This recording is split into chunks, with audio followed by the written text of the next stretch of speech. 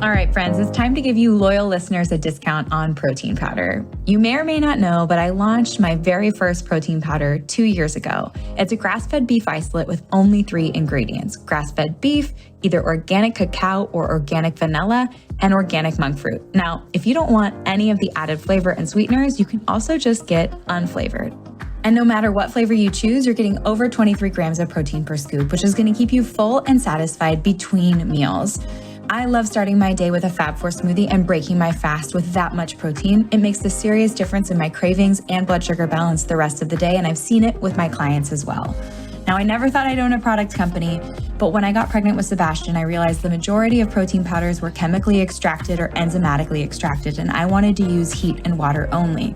I wanted minimal ingredients because we don't need those emulsifiers, fillers, or added vitamins, minerals, and probiotics. All of those additions increase the chances that it's not going to work for your body, whether it be bloating, digestion issues. I just wanted pure, clean protein to keep you full and satisfied so you could build the most delicious Fab4 smoothie. And I have to say, I'm pretty proud of the flavor. If you take a look at our reviews on Amazon, you'll see 5-star reviews for flavor. And that is key, because if you don't love your Fab4 smoothie and you don't love drinking your protein powder, you're not going to do it. It won't become a habit, and it's consistency that outpaces everything. So if you're here and you're listening and you want to give our protein powder a try, use the code podcast5 for $5 off your order.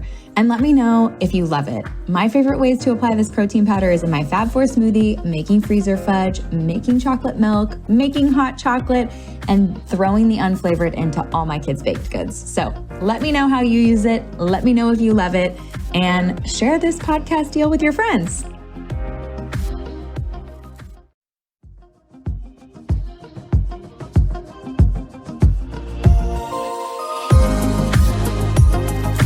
Today's guest is Melissa Christenson, cosmetic chemist with degrees in both chemistry and marketing, plus over 2 decades experience in product development and brand management.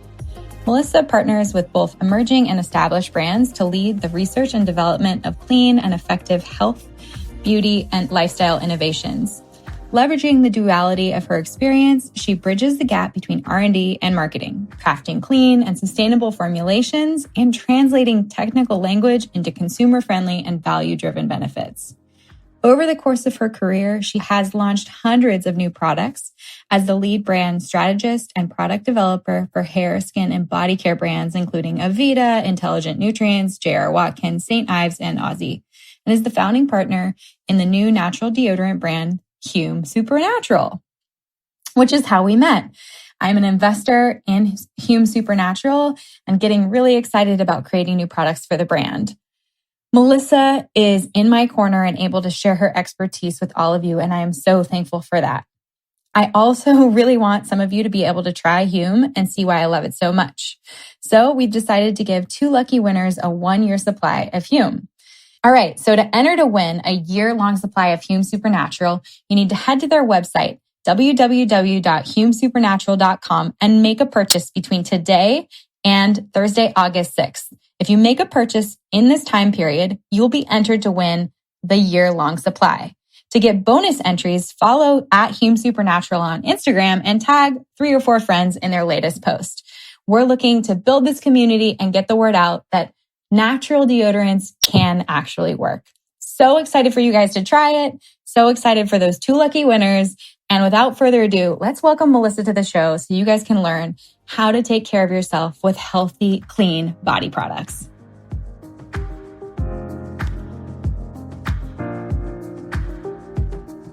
Melissa, thank you so much for being here. I feel like clean beauty and all the ingredients are so overwhelming. It's so awesome to have an expert on the show today. I'm excited to be here. Thanks for having me, Kelly. Yeah, absolutely. I think for everyone to get to know you best, I think we should just start with your background. Like, what did you go to school for? And how did you even get into clean beauty? Of course. Well, I was always interested in science. And so I did get a bachelor's degree in chemistry in college.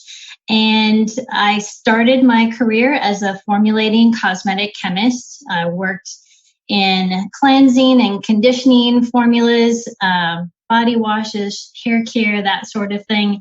But I actually quickly realized, because I was actually at a company that we were doing a lot of innovation, I realized that I had a lot of heart and interest for what the marketing team was doing. We were looking at consumer needs and how to create products that filled those needs. And so that really piqued my interest in marketing. And I actually got an MBA in marketing and transitioned kind of from the lab into brand management. And so I'm kind of a cosmetic chemist with a twist, if you will, who has one foot in the lab, and I've also had one foot in the design of brands, brand management. And so that's all. It's been like 20 plus years that I have worked in the beauty industry, developing brands and products. And so it's really a joy that at this point in my career, I'm able to really leverage both of those aspects of my background. And now I have my own company and help brands to design thoughtful products that are clean and green. I love that so much. So what were some of the companies that you were working for, and how did you become interested in the green and clean side of things? Well, my experience was definitely influenced by my years of working with the Aveda Corporation. So I was an R&D chemist at Aveda in the mid 90s, and I was working on formulating hair care. And we had quite a visionary owner who was very involved with our product design and development. And he was greatly influential, I think, in how I view product development and how I look at ingredients. And I also worked at Aveda as a marketing person, working on the spa products and also hair care for many years. And so it's definitely been a big piece of my background that's influenced how I think about sustainability and healthy, clean ingredients. I also worked at a separate position after Aveda with the Aveda founder on his next generation of products. And that was a line of certified organic products. And again, it was very influential in how I look at formulating and how I look at bringing new products to market, because really the philosophy that was motivating and driving brand force was that everything we put in and on our bodies should be healthy and nutritious. And having worked in the beauty industry for so many years and developed and launched so many different products, it really is my philosophy at this point that the world doesn't need yet another product. We really need to be conscious about not just the ingredients we put into products, but the products that we put onto the market really need to raise the bar, if you will, to be higher performing, serving a that isn't being filled today. And so that's kind of how I view what I do and how I like to help brands create new products. I love that. I feel like you have probably seen the formulations change so drastically over the last 20 years. Can you talk a little bit about some innovative things that you've seen happen in like the skincare and cleansing space? Mm-hmm. So one of the key things that's happened over the past probably 10 years is this move away from certain cleansing ingredients that are thought of being harsh and really drying. And those have been workhorse type ingredients that have been pervasive in all forms of cleansing. And I'm talking about sulfates, right? They've been the kind of inexpensive workhorse chassis foundation of many, many formulations. And consumers have steered away from that and decided that sulfates are not what I want. And it's really opened up, actually, the shift in consumer desire has opened up a whole new library of ingredients that are also made from renewable, natural plant feedstocks, but are much more mild to the skin. They have different chemistries, different properties in terms of formulating. So we have things that we have to be conscious of in using these alternate cleansing surfactant ingredients.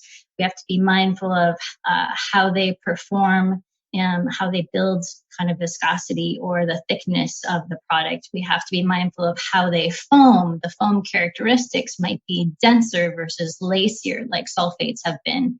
And so with that shift in the chemistry of cleansing ingredients, we've really had the opportunity to explore a broader class of ingredients, but also have had new challenges to address in making products that perform as well as the previous products that were formulated with sulfates.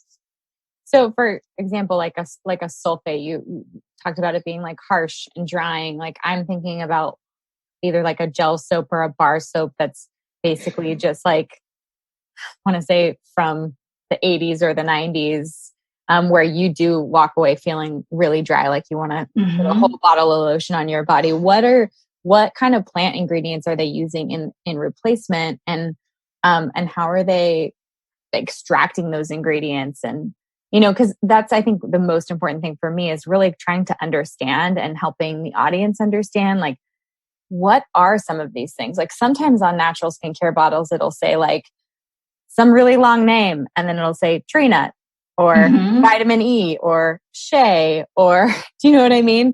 And sometimes you're like, yeah, okay, great. That's a derivative of that, I'm assuming. But what are the chemical processes to kind of extract some of these ingredients? Well, I think there's not enough time on this podcast to talk about all the different processes that happen to create different chemistries that we use in cosmetics as raw materials. But when we're formulating clean, generally and naturally based products, we are looking for ingredients that come from a renewable plant or vegetable source. And yes, sometimes those end molecules, those names that are listed on the back of your shampoo or body wash bottle look a little long and scary and difficult to pronounce if you're not a chemist. But I would say that's one of the key myths that I would love to dispel for your listeners, is that just because you can't pronounce it does not mean that it is scary and a bad for you ingredient. It's a challenge, I think, for consumers who are not technical to be able to understand, what went into making that. Is that safe? Is that truly natural? How far away from natural is that? So I think a lot of times, in addition to kind of researching those ingredients, you really have to do your homework on the brand and make sure that the brand is authentic and that they're transparent and that you trust what it is that they're saying. I think, in my opinion, it's not enough for brands to just say we're free from ingredients. We do have to take on that challenge in marketing new brands and new products to explain to consumers, where our ingredients come from and why they're safe. Definitely. Can you talk about like where ingredients are coming from and how that may be like providing sustainability for that product, or Well, we've come a long ways, actually. So a lot of cosmetic raw materials are derived from coconut or palm kernel or other kind of large crops, corn, for example, as well. And in the past, we may have needed large quantities of those agricultural products to create the end cosmetic raw material. But in the last really 10 years, there's biofermentation or biotechnology has come so far that we can actually be much more efficient in use of that renewable resource to create the same end molecule. And that's done through fermentation. So sometimes you'll see ingredients which previously we have considered to be derived from non-renewable resources, like, for example, propylene glycol. Today, we have access in the industry to bio-based propylene glycol. And what that means is that the propylene glycol is actually made from a renewable plant source through this biotechnology process. And so that's been a real game changer in our, again, access to a library of renewable, safe, cosmetic ingredients because we now can make things that previously were only petro-derived from renewable feedstocks. Is there any other ingredients like that would be fermentable that were considered like petroleum-based products and are now like good for the environment? Yeah. Propylene glycol is a big one. And another one, which isn't really talked about too much yet, but ethoxylated ingredients, which are big red flags if you're looking at the safety of them in terms of the EWG rating, for example. And the reason why ethoxylated ingredients have been kind of no-nos is because there's been a byproduct, a residue, if you will, through the chemical reaction that previously has been done that has a residue of 1,4-dioxane. And that's the bad guy chemical. It's really not in any of these ingredients at a high enough level to be needed to be on the label, but even states are now starting to legislate. New York just passed some legislation that is limiting the presence of 1,4-dioxane in products. And that really is coming only from ingredients that are ethoxylated. And I should say that ethoxylation is a process that's done to chemistries to make them actually more mild to skin.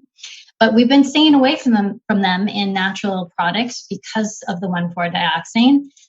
And they are now able to make them bio-based, which really removes any 1,4-dioxane. There's none of that created in the biofermentation process. So that's something that's another kind of innovation, if you will, that's happening in green science, green chemistry, that's having a place in really helping us to elevate the safety and the breadth of the ingredients that we can use in clean beauty.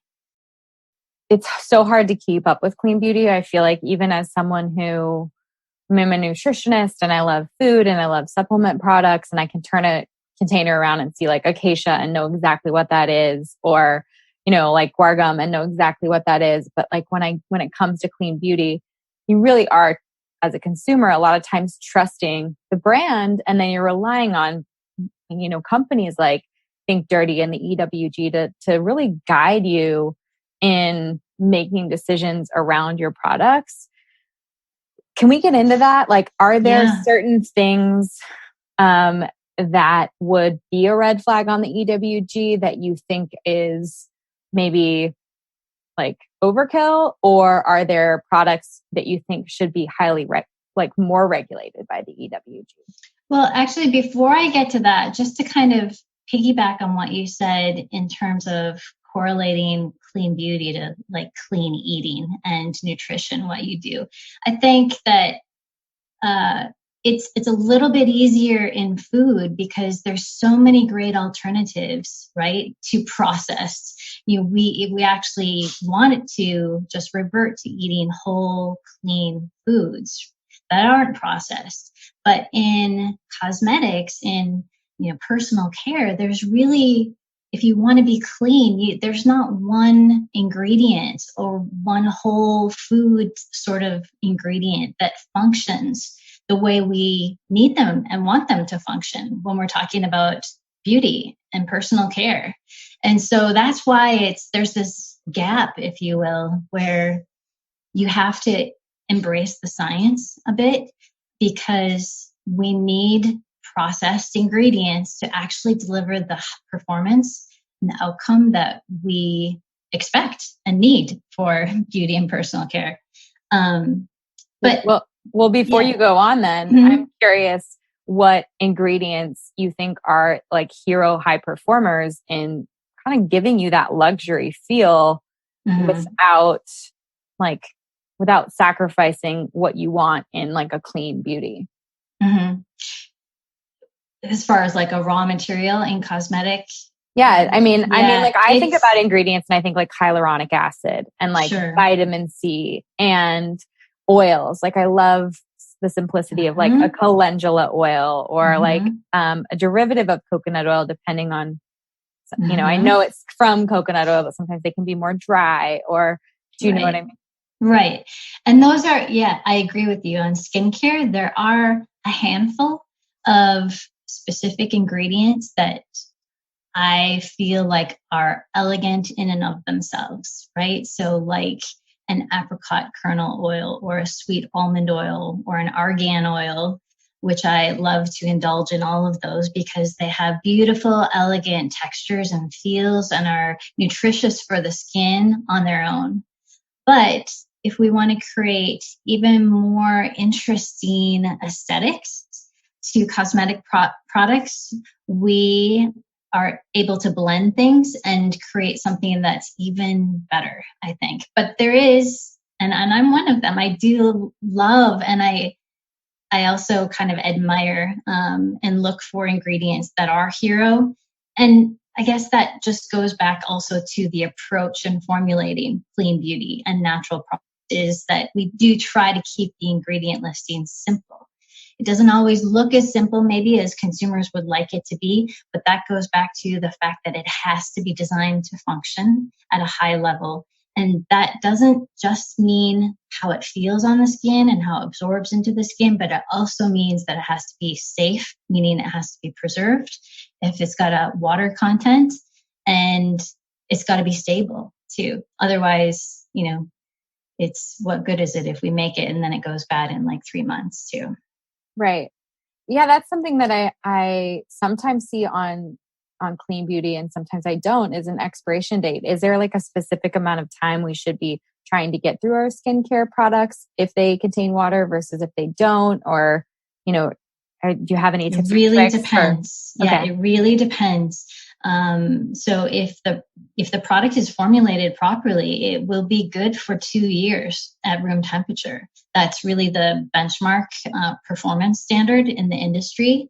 OTC, over-the-counter drug monographed products that are regulated by the FDA, which would be things like anything that's making a claim like acne, anti-acne, or sunscreen, or anti-dandruff, those sorts of things. They all have to have an expiration date. And that's because there's actives that are regulated and you have to tell the consumer how long they're going to be good.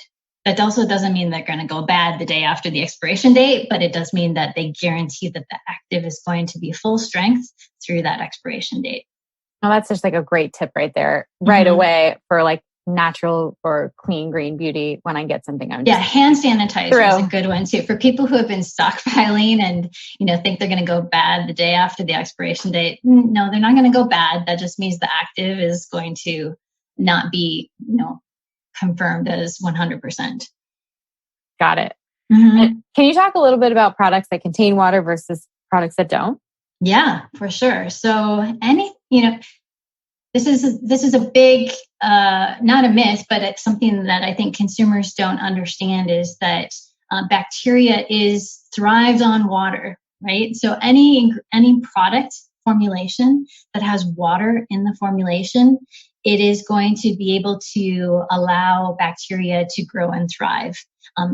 And so in order to put safe products into the marketplace, which the FDA requires, the FDA does regulate cosmetic products, and they say you must put safe products in the marketplace. That includes meaning that if your product is vulnerable to bacterial contamination, once it's in the hands of the consumer, it has to have preservatives that will kill off any bacteria, yeast, or molds that could be put into the product just through the air, through your fingertips. We treat cosmetics differently than we do foods. We put our fingers in them, we keep them in hot, humid environments in our bathrooms, and we hold on to them for 2 years plus. Mm-hmm. And we expect them to be good. And the only way we can ensure that the consumer has a safe product is by ensuring that it is adequately preserved. So that's a big difference between what we call anhydrous or waterless products, which don't typically need a preservative.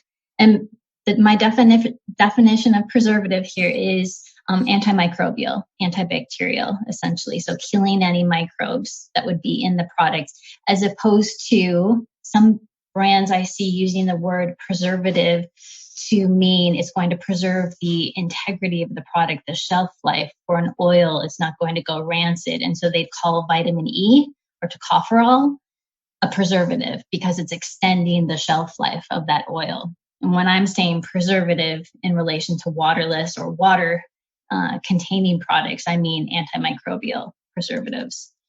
So for people who are sensitive to preservatives, don't know which preservative is right for me, are concerned about maybe I'm having some skin issues and I want to avoid preservatives altogether, a great way to do that is by choosing products that are completely anhydrous, that water is not on the ingredient listing, like an oil blend instead of an aqueous-based lotion.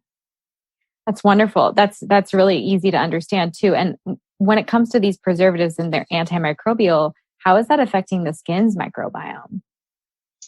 That's a good question. We haven't necessarily studied all the different preservatives that we might use in cosmetics and their impact on the microbiome. So it is a good question. And some research is continuing to be done on that because of advances in understanding of the skin microbiome and our ability to look a little closer at that. But that's a really good question. And I think as we continue to research the microbiome, we'll be learning more about. Got it. Would you say that like a safe bet would be to look for, when you can, oil-based products and of the products that you've like worked on and that you know about, are there ones that we should all just be using oil-based? Well, honestly, I think it's a personal preference, not necessarily a need to look at it because the aesthetics of the product and how it feels on the skin are going to be very different. So let me just say that cosmetics that have preservatives in them are still very safe. I mean, that's the hurdle that we have to meet when we put cosmetic products into the marketplace, personal care, that they're safe. And we are in clean beauty. We are completely avoiding preservatives like parabens, like the MIT and BIT, which is the shortened acronym for methyl isothiazolinones, or the thiazolinones, which can be really sensitizing to certain people. So, steer clear from triclosan, but that's really coming off of the marketplace as well. It's not really used so much in preservatives, but has been used a lot in deodorants in the past and antibacterial hand soaps. There's some harsher and sensitizing preservatives that you want to stay away from. But as a rule of thumb, if there's a high integrity brand that is positioning their product offerings as clean and natural, they likely have gone to great lengths to ensure preservatives that are more natural and more skin friendly, meaning that they're not going to be sensitizing and definitely won't have parabens, triclosan, or the MIT BITs. Got it. For me personally, when I think about things that I'm using an oil cleanser on my face. I use an oil-based body wash like a Dr. Bronner's. I'm not sure. I would assume that most of my shampoos, I'd have to take a better look. I try to pick clean brands and have always kind of been a grocery store shopper when it came to like personal care. I'm sure they all contain water. I highly doubt that they wouldn't. Almost everything does. And so that's why if you see a water-based product that's claiming preservative free, I would be afraid because that product formulation is very vulnerable to bacterial contamination, unless it's a really high pH, which is another kind of caveat to throw in here. Soap, true soap, Castile soap, like brands like Dr. Bronner's, they're alkaline. They're so alkaline that bacteria cannot thrive in that water-based soap formulation. So they don't have preservatives, but that is because it's alkaline. And what that means is it could be pretty drying to your skin as well. Got it. Oh my goodness. There's so much to learn. If we want to start, well, let's go back to the EWG and then we'll kind of expand into sustainability. Is there anything we should be aware of? Because, you can jump on EWG and think dirty, and you can get a product that is like generally rated a green or a yellow, orange, or a red. And then a lot of times it's coinciding with a number. And then if you dig deeper into the product, you'll see that like everything's green, and then like one ingredient is yellow or one ingredient is red, and it totally throws off the number. Is there something, do you have any advice for people who are trying to clean up their beauty and using something like the EWG or Think Dirty, or things we should be looking out for? Oh, for sure. We've been talking about so much information, and it really is complicated. If you're not a chemist, this is kind of hard stuff to understand. And I wish there was an easy button, like a lot of things in life right now. I wish there was an easy button to just say, okay, all you have to do is check this, and that is the one truth, right? But as the cosmetic chemist and the scientists, I'm telling you that it's not black and white. There's a lot of gray, and there are limitations from the EWG that people should be aware of. It's not one universal truth. And let me talk to some of those limitations. The first is concentration. So right now the EWG is looking at the presence of an ingredient and looking at all the different toxicology information and environmental sustainability or lack thereof of these materials and giving it a rating. Because, as we talked about, also the cosmetic industry is really rapidly changing, and there's a lot of newer ingredients. Sometimes there's not a lot of information on these ingredients, but they're very safe. So that's kind of one thing to keep in mind, but also concentration. So looking at, is it in there or is it not in there? And that contributes to my score overall. They're not looking at how much of an ingredient. It's just a yes or no, a litmus test. Is it in there? Is it not? And so that's a really important thing to keep in mind. On cosmetic ingredients, we have to follow, per the FDA, a rule about descending order of predominance. So the ingredients that are at the top of the list are there in larger concentration than ingredients that are in like the back half of the ingredient list. So for your own information, if water is the number one ingredient, that means that water is the number one concentration. Whatever is after water is also in the product at a high concentration. But there's no way for us to input this information into EWG if they're just, looking at an ingredient deck. They're just rating it based off of presence or not present. Right. Another thing that isn't considered in the EWG is the how it's used. So the application, if it's left on the skin or if it's rinsed off the skin. And that makes a big difference in how irritating or problematic these ingredients are going to be.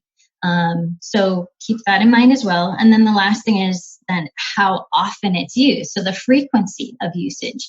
If I'm using a product, daily, one time a day, well, that's one level of exposure, right, of the various ingredients. But if I'm using this product multiple occasions during the day, like a hand sanitizer or a hand cleanser, that's a whole different level of exposure. And that's another thing that the EWG doesn't take into consideration. So mostly I just want people to know that, yeah, we're all kind of in this together, trying to discern what's good and what's bad. But the EWG is a good place to get basic information on ingredients, but it's not the end all be all. If you love a product and it's scoring a yellow rating, that doesn't mean that it's bad. You have to kind of just use that as additional information and understand that isn't the complete story.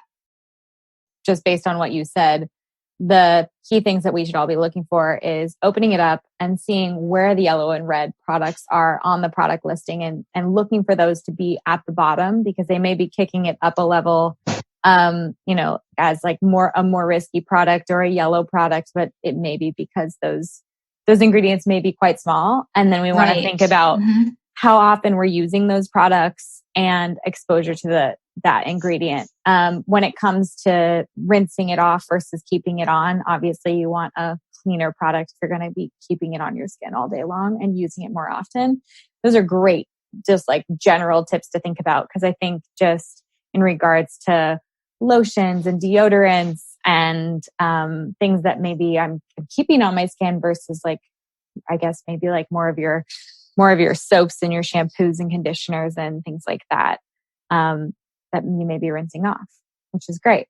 What would you say in regards to exposure when it comes to like using a soap or a hand soap or a body soap? How much of that is really like staying on the skin? From what I understand, it's our largest organ. It's permeable. It's, we're absorbing what's on our skin. Is any of that tested? Tested for safety, hand soaps? Yeah, absolutely. So one of the ways that brands test for safety, in addition to reviewing, of course, the raw materials that we're formulating with, is to do basic testing on humans. And that might be large panels of people using the product and looking at, through questionnaires, how their experience was with the product. And at times also we're actually doing patch tests on human consumers, very similar to how you would do an allergy test. They're actually putting fully formulated products on the skin and using different occlusion kind of patches to look at the skin response over 24, 48 hours. And so all products in cosmetics, like I said, FDA says it needs to meet a basic, safety standard. And these are tools in the industry that have and are currently used to ensure that all products are safe when they are put on the market. Okay. So for all new products, do you feel like the FDA is keeping up with the job that they have when it comes to ingredients? They're not overseeing, every product that goes onto the market. They can't, do a pre-approval of every single product. So they go to great lengths to help to educate the industry to ensure that all brands, and there's a lot of new brands, the indie beauty brands who are working with, contract manufacturers or sometimes even making their own products outside of a contract manufacturer. It's really important that they are educated and understand the hurdle that you have to put safe products onto the market. So that's not cheap either. So if the FDA did ever say there is a pre-market requirement to prove safety, as is sometimes the case in Europe, that means that a lot of money and a lot of time needs to be spent on gathering the actual data with approved methods of testing to verify that you have that documentation before it ever goes to market. And that would be a big problem for a lot of indie beauty brands today. Definitely. Do you feel like there are risks out there with indie beauty brands? I mean, so many of them, there are, I think, amazing online distributors popping up in online beauty stores that specialize in holistic beauty and have like the quote unquote clean and green ingredients. But some of these ingredients seem almost food grade in what they're using and their formulations. Is there any like drawbacks to using those type of products or anything we should be aware of in regards to like, I would say that there is a difference. And this is another surprise to people when they learn that there's a difference between food grade and cosmetic grade ingredients. So you might have oatmeal, for example, in a cosmetic product, and you've got oatmeal that you're buying at the store. Food grade oatmeal is pretty dirty, actually, when you look at the total count of different bacteria, yeast or molds that might be in that product. And the reason why food grade can be dirty, that's allowed, is because our guts can handle that. We're ingesting lots of different bacteria. Our guts themselves have bacteria, and so we're not buying sterile or close to sterile food products ever. But in cosmetics, we're much closer to pharmaceutical than we are to food. The requirements really for raw materials that we're putting into cosmetics is a very, very clean count on total microbes. And like I said, much more close to pharmaceutical than food. So if brands are, using and buying cosmetic grade raw materials, even if they're natural, they should be safe. And again, everyone needs to, if they contain water, be doing testing to make sure that they're properly preserved too. Yeah, that's great information. Is there anything that's going to give us like an indication on a label? You can go to the grocery store and pick something that's non-GMO, organic, regenerative, all kinds of, there are so many different types of labels now on food that really give us an indication of like where the company's ideals and what they believe in and what they stand for. It's like sort of all over the label. Is there anything like that when it comes to clean and green beauty that we should be looking for? Yeah, there have been and there continue to be lots of different certifications that are reputable, some well-known, some lesser known, some found mostly in Europe, some found mostly in the US. I guess there hasn't really been one that has taken hold in cosmetics. And I guess I would go back to the EWG as being a kind of universal kind of, even though it has limitations, it pretty much treats up brands all the same, right? So it is one place that you can go that's independent to research ingredients and to try to decide if this product, is meeting your own criteria. USDA certified organic is really, I guess, the only one that has really perhaps stood the test of time, if you will, in cosmetics, but there's very, very few cosmetics that could actually meet that standard. Those would be, completely waterless products like an oil blend or a soap, like a Dr. Bronner soap. And that's because the USDA NOP certification standard is really designed for food, not for cosmetics. Got it. So yeah, I think retailers are all trying. Credo Beauty, Sephora, Ulta, everyone is trying to make sure that they have a broad assortment of clean and natural products. But I don't think you'll find any one natural standard that is the end all be all. Do your homework and choose what you like and keep all those things in mind about usage occasion and frequency of use, and where you can, avoid the most toxic things, do that. Hair color, extend your hair color a little bit. Go lighter because you're using less dyes. That's a tip. And nail care. I like to tell people, hey, if you're concerned about reducing your exposure, skip a few manicures, right? And just get a natural manicure and use a beautiful oil on your nails. That's a great call. I mean, I feel like COVID, it's been like doing my own nails. It's just like using clippers and there's some cuticle oil on it. I'm like, hey, it's actually not that bad once you get used to it. Yeah. So, well, let's tell everyone how we met, because I think that's really important. I'd love for you to get into the story of Hume and how you met the founders, Blair and Jeremy, and how you developed the deodorant.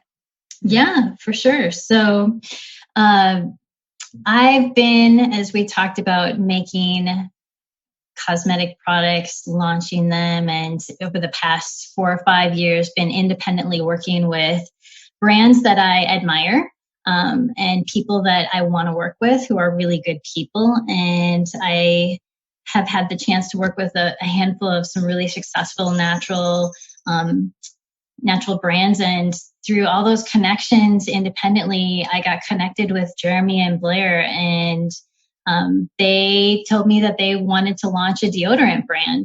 And I wasn't working on any deodorants. And actually, it's one of the few categories that I hadn't spent a lot of time researching. So it was actually a big dive for me. The first thing, of course, following the industry that I thought was gee, guys, there's a lot of natural deodorants on the marketplace right now. Are we sure you want to launch another natural deodorant? But we spent literally, a full day, no breaks, and they had purchased literally every natural deodorant under the sun and had used them all. And I was so impressed by their level of commitment to this venture and how much work they had done in studying and researching the category. I said, okay, let me dive into this with you too. And the role that I'm playing is really the science expert behind this and helping them to understand, the function of, the armpit area and all the different, things that occur that create the negative, malodor that we refer to as body odor, and how do we address this? So it was literally a deep dive into, how our bodies function and what's causing the issue. And unique to many products that I have developed and worked on, deodorant was interesting because it's really like a yes or no. Like, did it work? Yes or no. When you have the right panelists involved in the testing, which again, that's a piece that the founders had really been thoughtful about, is including a really diverse group of people in their inner circle of evaluators. And they became very discerning on what worked and what didn't. And it's not like a body wash, right? Where it's like very subjective. Did it work? Yeah, it foamed, it cleaned me. Deodorant, it was pretty obvious over time that there was a real opportunity here, because even though there were so many products that had been launched, especially in the last few years, there was still a glaring gap in terms of performance. And that's really what got me excited, because sure, we can make another product, but going back to what I said, what motivates me after all these years making products is to actually create innovations. And so when we identified the fact that existing products were not satisfying the consumer need, were not actually working, we set out to, design something that worked better than everything else and still do that in a natural and clean way. I love it. What are some of the ingredients that you guys decided to leave out, and what helped the product perform that you brought in? Mm-hmm. Well, I think one of the mistakes, if I could be so bold, that many of the other brands made is trying to focus on one hero ingredient and having that do all the work, right? Some people have tried baking soda. That's had severe limitations and severe issues with skin sensitivity. Right? That's a rash waiting to happen for me. Some have, focused on other actives and they're just not working. And so really the approach, and this is the way I really formulate, is to be thoughtful about the formulation approach. And because we saw that there was multiple factors in play at creating the body odor and the wetness associated with that as well, we designed an approach that was multifaceted. So there's actives that are helping us to prevent the odor from starting in the first place. And then there's actives that are really extending the freshness or keeping you drier longer. And then we wanted to go above and beyond and actually also put nourishing ingredients into the formula too, to really care for the armpit skin, as we care for the skin on the rest of our body too. So the preventing the odor, that was really an approach looking at a bacteria and the microbiome in the armpit area, because we know that it's bacteria that ends up causing, it's really not the bacteria that smells, but the bacteria basically eats and breaks down some of the secretions that one of the unique hormonal regulated glands in the axilla is, it's the breaking down of that secretion that is actually causing the odor. So we're approaching that by looking at the microbiome and using probiotic derived ingredients to really combat that and prevent the odor. So we're using Saccharomyces ferment and also Lactobacillus ferment. And the two probiotics are working in tandem, kind of synergistically, to really effectively prevent the BO from ever starting. And then on the extending the freshness, we're using ingredients that really we didn't find in the marketplace that are also some hero ingredients in terms of the overall performance. And that's diatomaceous earth, which is a super absorbent fossilized algae. And it's rich in minerals, but really its function is really trapping and binding any odor that might still be there, and also extending the freshness, keeping you drier longer. And then nourishing and protecting, we're using coconut, rich in different vitamins, phytosterols, and aloe, very nourishing into and hydrating to skin, and prickly pear oil, which is kind of our another hero ingredient that's super rich in antioxidants. So it's really the power of the synergy of these ingredients that are outperforming the category and why the brand is doing so well right now.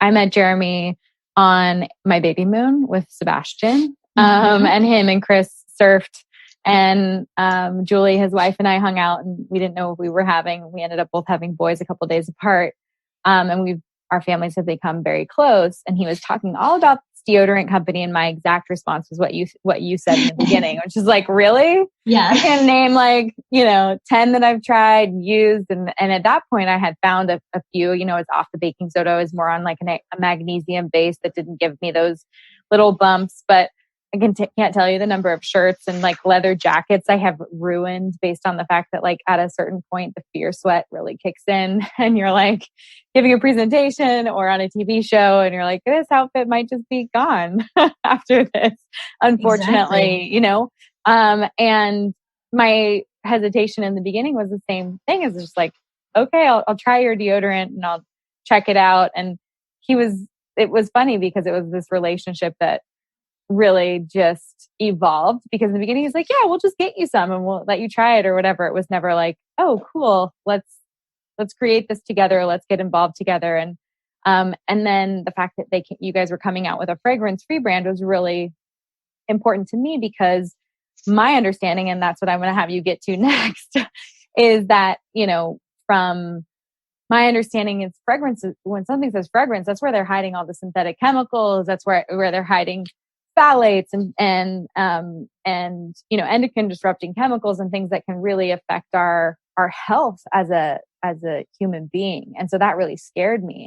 So the fact that you guys were coming out with, a fragrance-free brand, I was like, yeah, let's try this. I'd love to try it. And the fact that fragrance-free worked for me, and I used it for close to 2 months before even talking to him seriously about getting involved, was pretty profound for me, because most of the time I was just using a magnesium base with some type of essential oil to kind of cover it up, whether that was like a vanilla or, I don't know, like a lavender or something strong, which then could sometimes cause irritation. Can we get into fragrance and can we get into sustainability? Because you and I have talked multiple times, and that was one of the things that kind of blew my mind was the sustainability really of essential oils, and then also what really is going on with fragrance right now. But first, just to kind of mention the fragrance-free deodorant, we know a lot of people are looking for fragrance-free in underarm care. There's a lot of people that are looking for fragrance as well, but really in the development process, the fact that we had placed such a high priority on performance, it was really the hurdle for us, right? That you can cover up some amount of body odor with fragrance if you do enough work on the right fragrance. But the fact that when we knew we had the home run, when we had a fragrance-free deodorant base that was working all day long to stop BO. So that's like been our proof. So it was only logical that would become part of the line because it worked, and we know people are looking for fragrance-free as well in underarm care. But back to fragrance, we also know, in fact, most people are actually looking for fragrance in all their products, including their deodorant. And a lot of people are actually looking to have that fragrance, not just, cover up BO, but they want to smell it all day long. Fragrance is a very personal thing. It's something that people seek out. They look to connect with it. It might reflect, who they see themselves as. They might look to kind of present a certain, persona, if you will, by my choice. It's kind of telling the world that here's my fragrance and this is who I am. So fragrance development is very difficult, very much like developing the base of the formula. These are complex mixtures of plant-based, natural, essential oils, sometimes synthetic ingredients, and they are, it's a long process to make something that smells great, meets your criteria of being clean, and cost and sustainability. It takes a long time, and in fact, sometimes fragrance development oftentimes takes longer than making the actual base. So, what questions do you have that I can answer? Well, first, I want to know what synthetic ingredients are going into fragrance and why do we need them? Well, so natural fragrances, which I've spent a lot of time working on over the years, do not have the same power of some ingredients that are synthetic. Again, let me kind of make sure that people understand that fragrances are complex mixtures. Rarely, if ever, are we using a fragrance that is, a handful of ingredients. It is to create these complex, beautiful fragrances. There's many, many things that go into them. And it's rare also. In fact, I don't think I've ever seen a fragrance that is purely synthetic. We're using ingredients, like I said, from naturally derived essential oils to create things that are beautiful, that also have staying power. So why synthetic? They last longer. They have different notes that we can't achieve in naturals. And they're generally just more accessible as well. And so keep in mind, too, what I mentioned about the biofermentation and bio-based active ingredients that might go into base formulas. That's also happening in the world of fragrance design.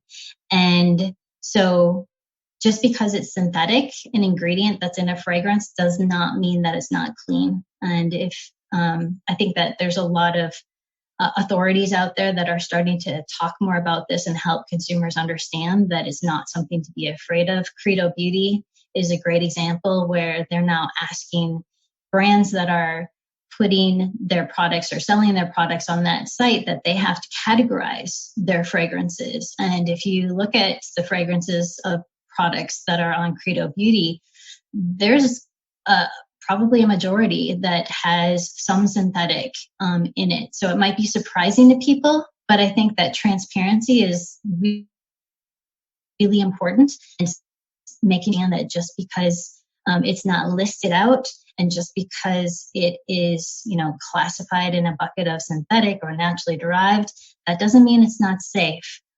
There's regulatory bodies also that all perfumers are adhering to. It's called IFRA, the International Fragrance Association. And these are global standards that whether you buy a fragrance in Europe or in the US, everyone is looking at the restrictions, and the restrictions are generally for naturals. There's another caveat. So when it comes to safety and fragrance, if you look at IFRA's regulations, oftentimes it's the naturals that have the allergen issues. What are some examples? Oh, gosh. Well, if you pick up any brand that is sold in Europe as well, and they're using the same packaging for Europe, you'll see at the end of the ingredient listing, generally, the call out of different allergens like linalool. And these are things that are mandated that they have to be on the label if you're selling in Europe. And by the way, if you have those allergens listed on your ingredient deck and you're on EWG, you're going to get a big old red flag for that. These are naturally occurring allergens, linalool and some citrus essential oils, naturally occurring. So some people who are listing it out are getting dinged on EWG because they're calling out an allergen, and the same formula, if they didn't call it out, or a different brand who's not selling in Europe and doesn't call it out, they'll score better. Wow. Yeah. It's like the more they disclose, the more they get dinged. Yeah. So I think it just goes back to keeping in mind that there are regulations that you have to ask the questions, but synthetic is not something to be afraid of in fragrance. You just have to, trust the brand and make sure that they're following regulations because they're there for your safety. So synthetic really just means that it's created in a lab, that it's not just like squeezed out of a flower or a fruit. Well, there's even different levels of natural. So there are different kind of levels. So I'll refer to Credo Beauty since that's so simple. Again, they've got essential oils, which would be pure whole, essential oils. Then there's natural, and then there's naturally derived. So there's kind of getting further away from the whole essential oil. And then there's synthetic. And synthetic is made in a lab, yes, but it doesn't mean that it's very far away always from natural. It just allows us to create notes that have staying power and that they're generally complementing other natural constituents of the fragrance. So if we really loved an ingredient, or we really loved a product and it was fragrant, had fragrance and it was synthetic, are there specific questions we should be asking the company to understand if it's like good for us or bad for us? I think it's just does your fragrance, follow IFRA guidelines in terms of restrictions? And, if they say what's IFRA guidelines, then maybe, that doesn't mean that they're not following, but, it's something that they would have to, make sure that they understand what it is and confirm that, yes, our fragrance is following IFRA guidelines. That's really going to tell you if the fragrance and the level at which the fragrance is used is safe. I swear, I feel like I had leaned on the EWG for so long, and now I'm so glad I have your number in my pocket. Oh, yeah. You and lots of other people who have my number text me when they're at the store. Well, so now I have to know, what are some of the things that you're doing to take care of your skin? I feel like you have all the science, you have all the knowledge, and we can get nerdy about ingredients that I can't even pronounce. But are there specific things that you're doing in your, daily skincare routine, whether that's your face or your body or your hair, to take care of yourself? And what are some products that you love? Mm-hmm. Well, first and foremost, I'm always designing and making new things. And I think trying to innovate and create things that haven't been created before. So I would say more often than not, my shower and my routine is a playground, not so much kind of a self-care ritual. But when I am in self-care ritual, I need something really for me that I love and favorite products. It generally is very simple. And over the years, I've just, I think, gone back to less is more, which has been a mantra as I've made baby products, but has become perhaps a personal mantra as well. And I've just really also through my experience working with estheticians and professional spa, I really like to incorporate kind of mindfulness in my skincare routine. So early morning, it's doing some movement and getting some exercise, and then following up with after a shower a really nice oil treatment of my skin to clear my mind and get ready for the day. And at nighttime, especially in the summer and COVID time, I'm definitely not wearing much makeup, so there's not much makeup removal going on. But again, it's an oil routine for me where instead of using cleansers, I've really become accustomed to just using hot towels or a compress, if you will, that I find is just really refreshing and helps to open the pores, hydrate the skin, and even exfoliate if you're using a textured kind of towel. And when the skin is really plump, then I use an oil and like I said, I'm always playing with different essential oils, different fragrances, and different base oils. But that's incorporating some calming and mindfulness and deep breathing before I go to bed is my personal favorite routine. I think that's why we got along so well in the beginning when we first I met. You're like, what's your favorite skincare ingredients or products? And I was like, I basically just put oil all over my body and my face. It just feels nice to be like a minimalist in all aspects of life. I feel like we have so much going on. And when it comes to keeping up with all the different skincare products and brands and things that are available, like I just want to find my hero products and my hero ingredients and just be able to stick with them for a long time. Like I can't tell you how awesome I think it is that I've like used Dr. Bronner since college. Like it's 2001 I went to college. So for all these young girls listening, it was a long time ago. I mean, Dr. Bronner's is definitely a simple approach, but I know the folks at Dr. Bronner's too, but it's just a brand that I admire, right? The people who are very authentic in what they're doing and are not going to compromise in that. And, just kind of going back to the Hume and the we started with deodorant, but why I'm part of this group of people and why we're super stoked that you're part of this group as well is that it's just a community of people that is really in this for the right reason. And I think more so than, consumers feeling stressed about, is this a yellow or a green or a red, find the brand that shares your values and is doing, what we do, creating product for the right reason and hopefully creating product for more than just, the sake of making product. And that's ultimately why I know Hume is going to be so successful, is because it's a really diverse and committed and passionate group of people who are set to make a difference. And so I think that's what I also think plays a role in people's choices about what product to use. Definitely. When you feel good about what you're using and how that company is interacting with the world and giving back and keeping their sustainability and all of that, it's really, really important. For sure. Awesome. Well, we end every show with the same question, and that is, what does body love mean to you? Oh, body love means taking care of yourself every day, just not stressing about, what's right and wrong, and just keeping it all in perspective, moving one foot in front of the other every day. I love it. Thanks, Melissa. Thank you so much for your time and for always picking up my phone calls and answering my texts. You're welcome. Thanks so much, Kelly. Do you share anything online, or is there anywhere people can follow along with you? I don't, because kind of my business is pretty much business to business. But if you follow Hume, I, once in a while, probably have a little content that I'm putting out there to make sure that we have really awesome and accurate technical information that we're sharing with our consumers. I love it. Thank you so, so much for your time, and we will talk soon. Thanks, Kelly. Thank you for listening to Be Well by Kelly. Please subscribe to the show on Apple Podcasts, Spotify, or wherever you listen to podcasts.